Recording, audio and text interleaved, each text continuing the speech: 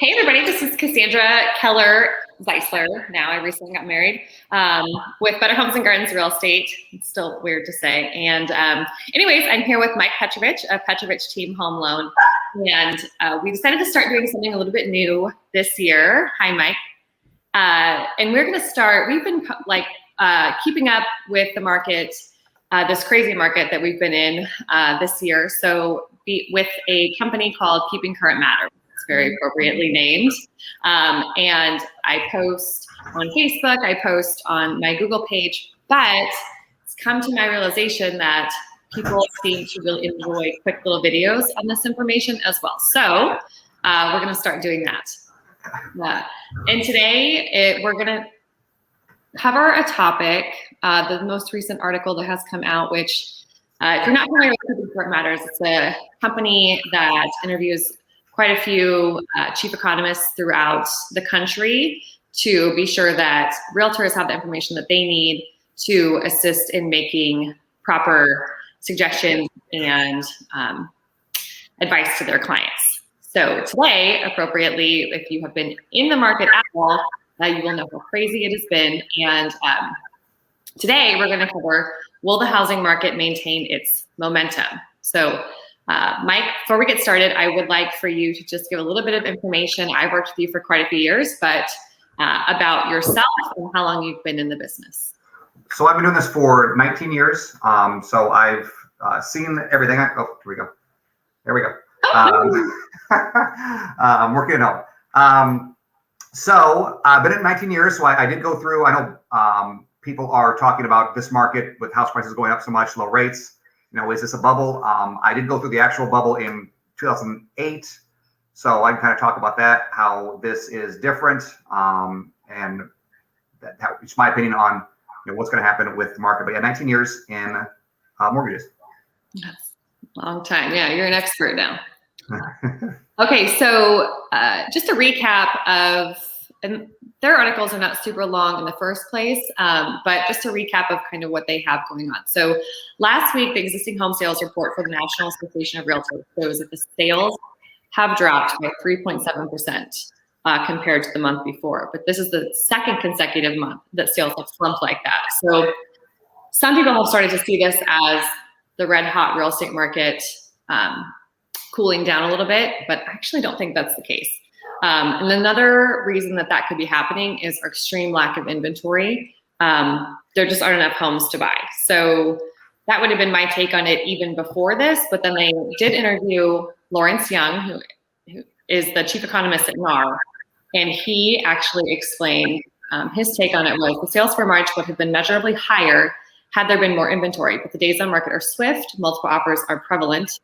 And I would go one step further to not only prevalent, but expected, and buyer confidence seems to be rising.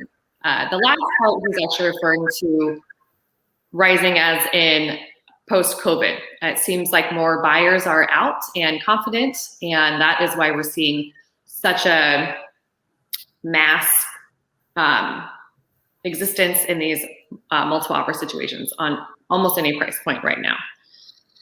And then his report was actually followed up the next day by the Census Bureau released its monthly new residential sales report, and it shows that newly constructed home sales are up 20.7% over the previous month. So our buyer demand remains strong, with more of the adult population becoming vaccinated and job creation data showing encouraging signs. Existing home inventory is expected to grow even more in the coming months. So what does that mean for our home sales going forward? So Fannie Mae and Freddie Mac and the Mortgage Bankers Association, or the MBA, have all forecasted that the total home sales for existing and new construction will continue their momentum both this year and next year. There's also a graph that shows a lot of those predictions, so I will find a way to post that as well. So if you're interested in that, I can send you a link.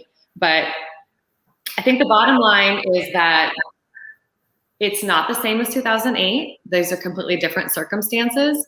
And I want people to be aware, that's why we started doing this video, of kind of what's going on, and make sure that those who are purchasing feel confident, especially if you're thinking of selling. you don't need to rush to do it right this second. I don't think you need to sell and be homeless right now, just so you can get the best bang for your buck, because I do not foresee an extreme amount of inventory popping on the market all of a sudden that's going to ruin your list price. So with that, Mike, that's kind of what I'm seeing from the real estate end. And then do you want to give a little bit of information about what you're seeing from the lending side? Since you work with multiple agents and you get to hear from them, not just me, but from multiple people, what they're seeing with their clients and their price points. Yeah, so a few things I'm seeing is I have a lot more new construction going now than I ever have. I think I have like 18, 19 new constructions in process, which is a lot for me. And it's a lot of people that came in not wanting to build, but they went out and shopped for a couple months, just realized that they just could not get anything. They could not get their offers. There were not enough houses. They couldn't find something they liked, and things they did like, they were losing. They were getting outbid even when they were being aggressive. So a lot of people that didn't necessarily want to build are kind of just turning to building, so they can get out of kind of that existing home competition. One thing that is difficult right now is, for first-time home buyers, people that are coming in that in a normal market are well qualified. Someone that has, a minimum down payment but has really good credit, good income, in a normal market would be totally fine. They could, they have the funds to close, to pay the closing costs of down payment. But in this market, you might have to escalate your offer. You might be at a price point that is just really competitive, and you're up against people that can just make offers that are way more aggressive than that first-time home buyer could, because they're limited maybe by their income and assets, that they may technically qualify, but they're just having a really difficult time getting their offer accepted. And a lot of them are, out there trying, making offers and trying to structure them properly. But some people, and I'm seeing this a lot more now, are just taking a break. I'm sure it is exhausting to shop for a house. But a lot of those first-time home buyers that are technically qualified for financing are having issues unless they can come up with additional funds to kind of escalate their offer, essentially, which we can talk about in a bit here. And then, the other thing that we're seeing too, or at least I'm seeing and then started seeing, is this is extending now, not only even through our first-time home buyer, let's say 250 and below, but up past 500, 600, $700,000 houses are still getting multiple offers, as if they're in, good, solid condition. So I just had that happen to a client this last week. And we were above the asking price, and someone was just extremely higher than us. So that's happening. Another thing that I'm seeing happen, and this is newer to our market, but is the seller paid credits. The buyer paying the seller credits, to clarify that. So, yeah, that's something I've never seen until I saw it first in August, and I had never had that happen before in 19 years. And yeah, even how to put the loan together with that, I didn't even have a spot to put that in my documents, a place for the buyer to pay the seller's cost. Now there's a spot for the seller to pay closing costs for the buyer, but there's nowhere for me to put in buyer paying seller side. So that'd be the buyer paying the agent. Typically the seller pays the agent commissions, and they have their own fees on their side that are just seller fees. And you're seeing buyers offer to pay those for the seller to make their offer more appealing. And that's where a lot of these qualified, like I said, first-time home buyers are having trouble. They may have the funds for the down payment and their own closing costs, but if someone's coming in and offering, a similar offer and also giving the seller, $5,000, $10,000 in credits to pay their costs, they're going to lose out and they just don't have the funds to match that offer. Right. Yeah, it's an interesting change, because when I first got into business, it was the opposite. The buyers were asking the sellers to pay their costs and negotiating their purchase prices. And now that is completely gone. I think this has been, like, the shortage didn't happen all of a sudden. As I was thinking back to the last couple of years, you didn't really notice back then, but 3-4 years ago, a buyer, it was just typical. A buyer always asked for seller credits.